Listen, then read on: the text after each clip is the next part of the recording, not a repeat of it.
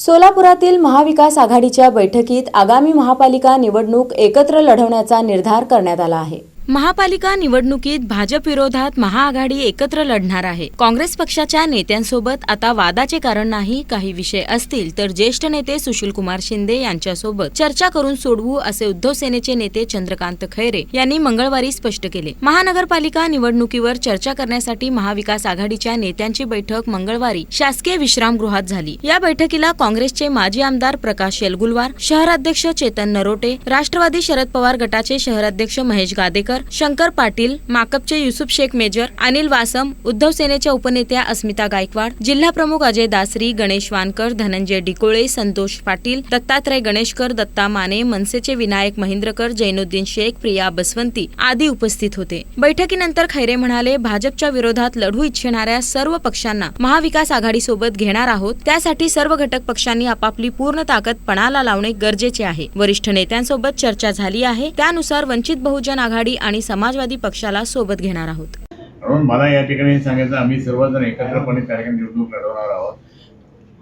म्हणजे निवडून येणारे कॅन्डिडेटलाच त्या ठिकाणी आपलं प्राधान्य द्यायचं, हा माझा तो माझा न करता त्या ठिकाणी आम्ही सगळ्यांनी हे ठरवलं की आपली मॅक्झिमम त्या ठिकाणी जागा बहुमताकडे कशी येईल आणि बहुमताच्या दृष्टिकोनातून महापौर आपला महाविकास आघाडीचा कसा बसेल त्या दृष्टिकोनातून आमची तयारी सुरू झाली आहे।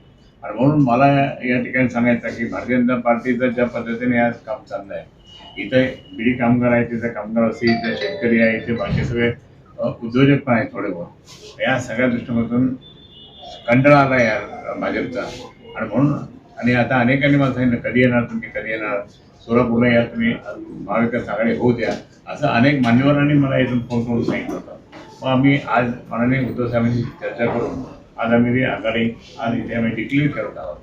ही महाविकास आघाडीच्या माध्यमाद्वारे आम्ही सोलापूर महानगरपालिका निवडणूक लढवणार आहोत।